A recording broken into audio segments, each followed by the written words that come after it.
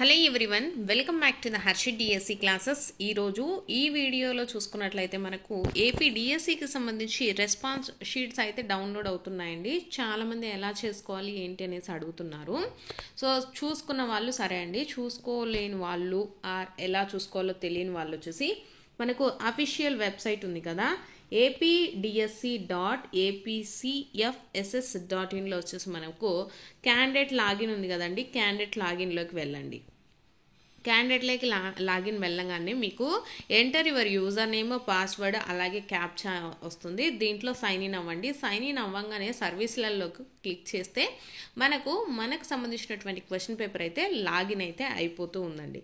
లేదు మీకు ఇప్పటి వరకు జరిగినటువంటి ఎగ్జామ్ సెషన్స్లో ఏ క్వశ్చన్ పేపర్స్ వచ్చాయి, ఏ క్వశ్చన్స్ అడిగారు అని చూడాలనుకుంటే సో మీరు వచ్చేసి ఇదే వెబ్సైట్లో మనం ఇలా కిందికి స్క్రోల్ చేసినట్లయితే మనకు ఇక్కడ కన్సాలిడేటెడ్ కీ అని ఉంది కదా, సో దాన్ని క్లిక్ చేస్తే మనకు ప్రతి ఒక్క కీ అనేది కనిపిస్తుందండి.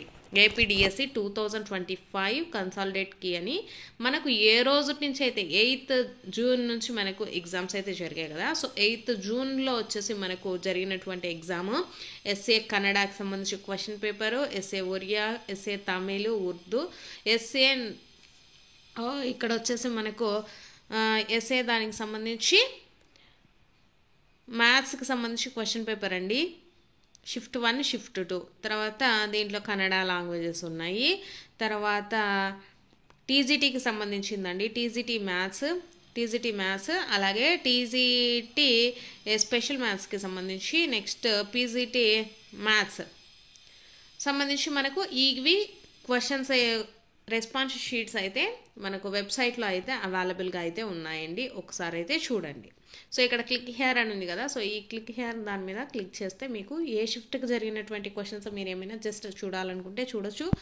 లేదు మీకు సంబంధించి మీరు రాసినటువంటి క్వశ్చన్ పేపరే రావాలి అంటే క్యాండిడేట్ లాగిన్లోకి వెళ్ళి ఇక్కడ అడిగినటువంటి డీటెయిల్స్ అని ఇచ్చేసి సైన్ ఇన్ అయితే అయిపోండి. సర్వీస్లలో మీకు సంబంధించినటువంటి రెస్పాన్స్ షీట్స్ అనేవి డౌన్లోడ్ అయితే అవుతాయి.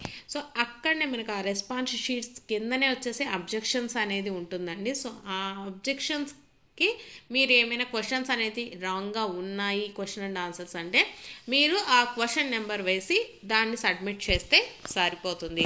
ఇవి వచ్చేసి రెస్పాన్స్ షీట్స్కి ఇప్పటి వరకు రిలీజ్ చేసినటువంటి రెస్పాన్స్ షీట్స్కి సంబంధించినటువంటి ఇన్ఫర్మేషన్.